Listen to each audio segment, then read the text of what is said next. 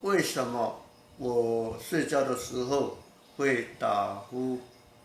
因为主要的是因为睡觉的时候神经会没那么兴奋，呼吸道的肌肉会堵住咽部，呼吸道变得比较狭窄。当呼吸有气流通过狭窄的区域时，呼吸道进出有阻力，就会产生打呼或是呼吸暂停的现象。打呼没什么坏处啊，我经常就这样，没什么不好的地方，对吗？没什么不好的地方啊。嗯。这样。正常人在睡眠的时候，呼吸频率都是固定的，能满足氧气的需求。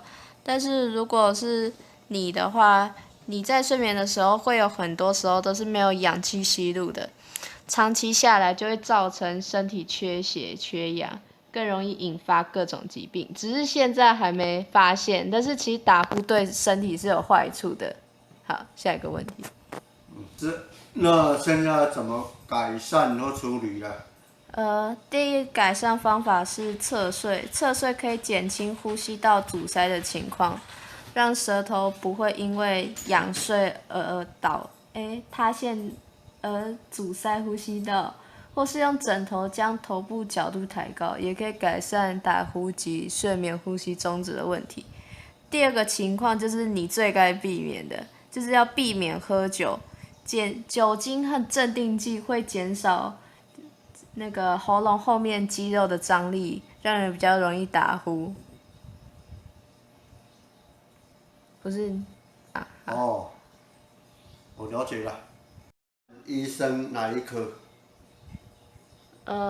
我可以推荐你一开始可以先去耳鼻喉科做治疗。如果发现不是单纯的打呼的话，而是睡眠中止症，也可以挂内科。另外，推荐爸爸你也可以在手机下载免费的应用程式，在睡前启动程式，放在伸手可及的地方，就可以记录晚上睡觉时打呼的情况。